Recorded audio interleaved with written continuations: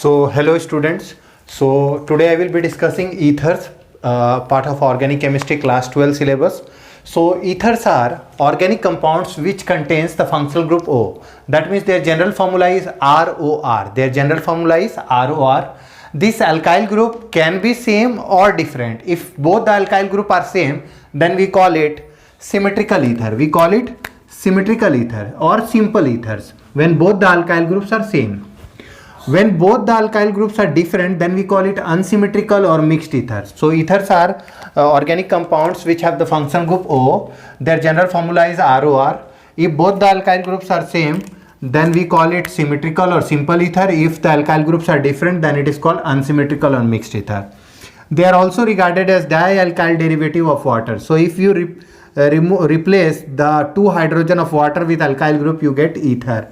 They are also regarded as the anhydride of alcohol. So if you remove one water molecule, that means they can derive from alcohol also by removal of one water molecule.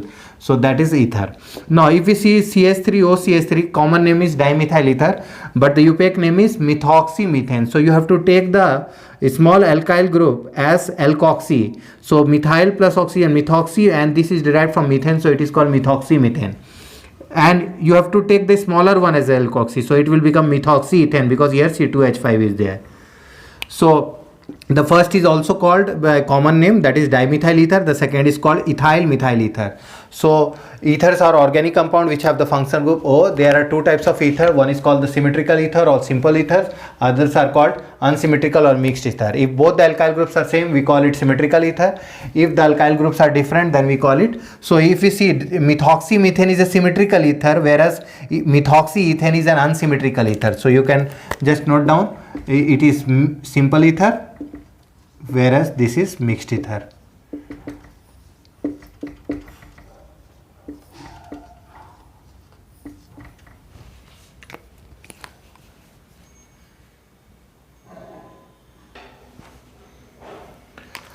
Their opaque name is alkoxyalkane, with the smaller group is taken as alkoxy. Suppose if we take CH3OCH3, then it is called methyl plus oxygen methoxy, so it is called methoxymethane. It is called methoxymethane. Suppose if we see a benzene ring with a methoxy group attached to it, so it is called methoxybenzene. It is called methoxybenzene. Methoxybenzene is also called anisole. Methoxybenzene is also called anisole. Suppose if we have a cyclohexane derivative with 2 methyl group attached with a ethoxy group. So here where there is lot of branching, so we start with here. So it will be 2 ethoxy, 1 dimethyl cyclohexane, 2 ethoxy, 1 dimethyl cyclohexane, because this structure is cyclohexane. Suppose if we have CH3O, CH2, CH2, CH3. So here 3 carbon is there, so we have to number it 1, 2, 3. So 1 position is methoxy, so we will write 1 methoxy propane, 1 methoxy propane. Suppose if we have like this. So if we see, there are 2 methoxy group here. So 1, 2, 3. So we will write 1, 3 dimethoxy propane. 1, 3 dimethoxy propane. So this way we name the ethers. This way we name the ethers. Now we will see the name of these following ethers, how to name their opaque name. So we see that C6H5 is a phenyl group, and to it is attached an ethoxy group. So we will write here ethoxybenzene. Ethoxybenzene. Now coming to this question, we have to search the longest carbon chain. So that is the longest carbon chain, 1, 2, 3. So 2 position is methoxy, so we will write 2 methoxy propane, because 3 carbon is propane.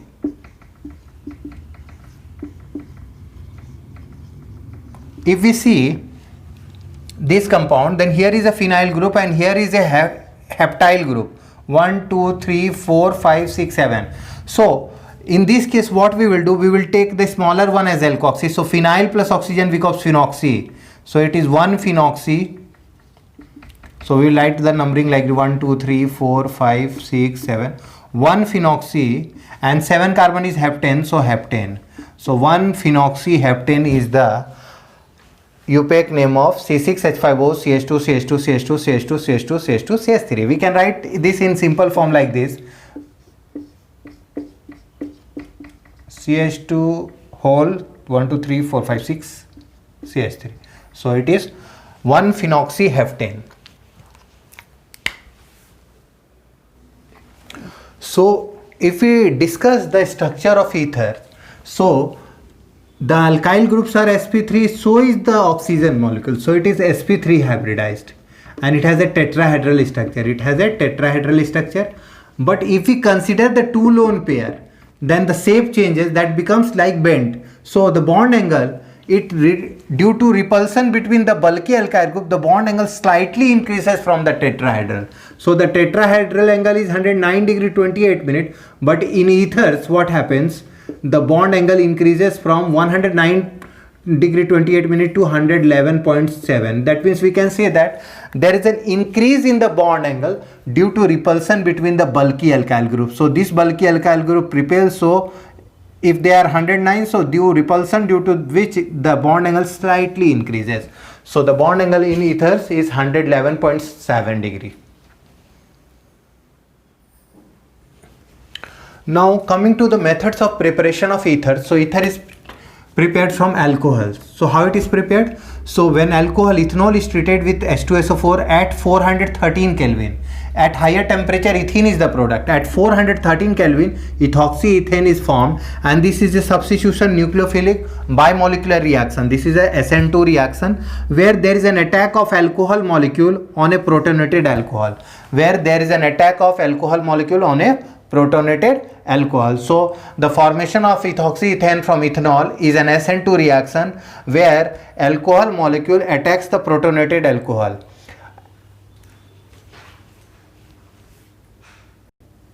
Let's see the mechanism. So what happens in the acidic medium? This ethanol react with the proton. So this lone pair is donated to it. The ethanol molecule act as a Lewis base to form the protonated ethanol.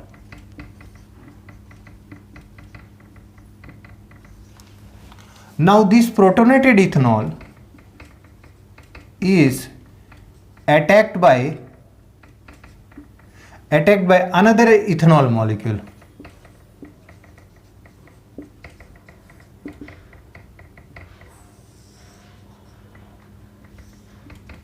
Once this ethanol molecule as a Lewis base attacks, a carbocation is formed here and with water molecule is removed. So it forms CH3, CH2, OH, CH2, CH3. It forms a protonated ether. It forms a protonated ether with elimination of water. In the last step, what happens? The protonated ether loses a proton.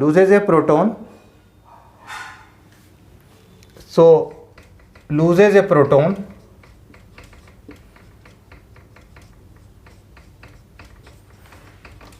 So this gives the electron back to oxygen. So it forms ether, that is ethoxyethane or diethyl ether. Proton is released. So this is the mechanism. So first step is the protonation of ethanol. So this is ethanol. So ethanol is protonated to form protonated ethanol.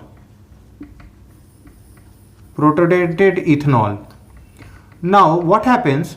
Another molecule of ethanol attacks the protonated ethanol. So what happens here? Water is removed. Water is removed by taking electrons. So here carbocation. Since this being a nucleophile, this attacks a carbocation here. Here positive charge will come when water molecule will be released, and that forms a protonated ether. This is protonated ether. And protonated ether undergo deprotonation to form ethers. That is diethyl ether, also called ethoxyethane. And ethoxyethane is used so much that whenever we say ether, that means it is ethoxyethane. So this is the mechanism, and it is an SN2 reaction.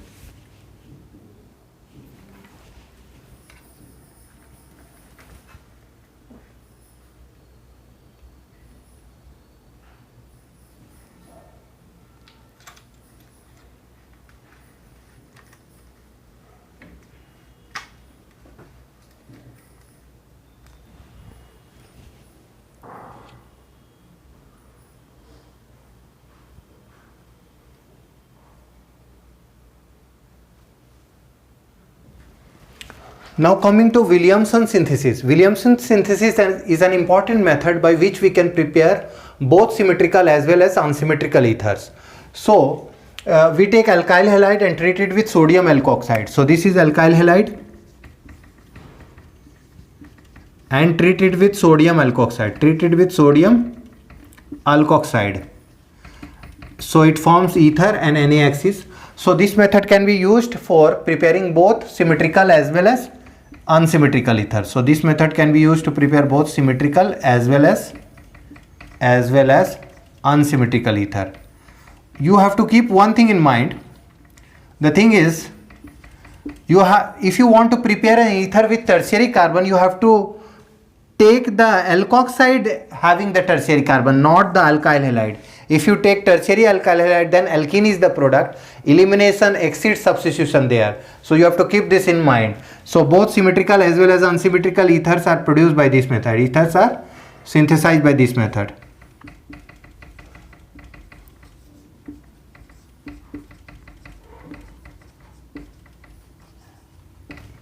So this is Williamson synthesis.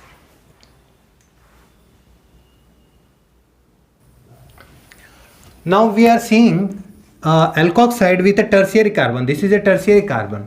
So what happens? This oxygen attacks the methyl group, and as bromine is more electron, this electron shift here. So methyl group will come and attach with the oxygen. So giving an ether with a tertiary carbon. Giving an ether with a tertiary carbon, and sodium bromide is synthesized as a byproduct. So if we want an ether with a tertiary carbon, we have to take the alkoxide as tertiary carbon. And better results are obtained when alkyl halide is primary. Better results are obtained when the alkyl halide is primary. In case of 2 degree and 3 degree alkyl halide, what happens? Elimination precedes substitution, and alkene is the major product. What is the major product here? Alkene is the major product. So substitution will not take place here. Elimination will take place. Okay, so here alkene is the major product. So this you have to keep in mind. So to prepare an ether with tertiary carbon, we have to take the alkoxide with a tertiary carbon, not the alkyl halide. If we take the alkyl halide as tertiary, then elimination will overtake substitution, and major product will be alkene. Major product will be alkene. This you have to keep it in mind for Williamson synthesis.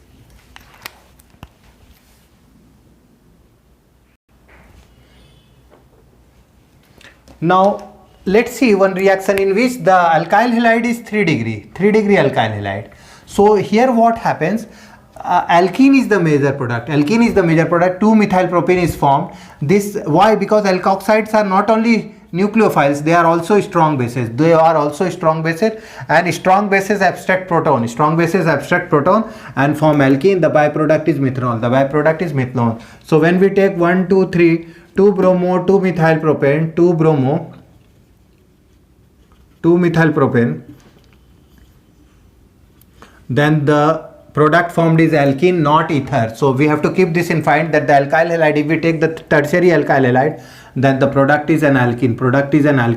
Because alkoxides are not only nucleophiles, they are also strong bases. As we know, base can abstract a proton, so they can cause deprotonation. If this is removed, carbocation will be formed. A carbocation will lose a proton to form the substituted product, to form the eliminated product, that is alkene. So that is the thing that you have to keep for Williamson synthesis. Now this is phenol. So when phenol is treated with sodium hydroxide, it's a simple acid base reaction, because phenols are acidic in nature. So this will react with sodium hydroxide to form sodium phenoxide. ONA. This is called sodium phenoxide. Sodium phenoxide, when treated with RX, so what happens? This oxygen will donate the electron to the alkyl group. This will shift here. So it will form OR plus NaX. That means it will form alkoxybenzene. This will form alkoxybenzene. So we can prepare alkoxybenzene by, first we have to convert the phenol to sodium phenoxide. This is called sodium phenoxide, which is a salt. This sodium phenoxide is treated with alkyl halide. This oxygen attacks the carbon, the alkyl group, the halide group shifts, and this will form alkoxy product, and sodium will react with halide to form sodium halide. So this way we can prepare aromatic ether also.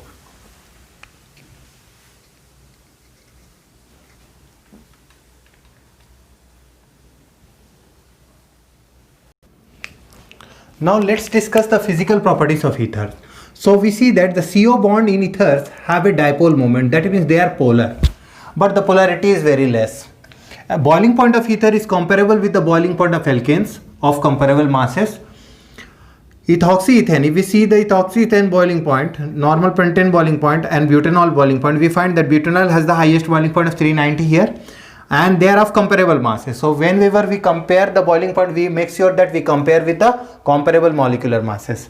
So ethoxyethane is 307.6 Kelvin, normal pentane is 309, means they are nearly equal, but alcohols leads here. Why? Boiling point of alcohol is more than boiling point of ether due to hydrogen bonding. So the hydrogen bonding is very extensive in case of alcohols, but in case of ether we find that only the smaller member up to 3 carbon is able to form hydrogen bonding. So this decreases their boiling point, so the boiling point of ether is less, and the boiling point of ether is nonetheless comparable with the boiling point of alkanes, but it is lesser than the boiling point of alcohols.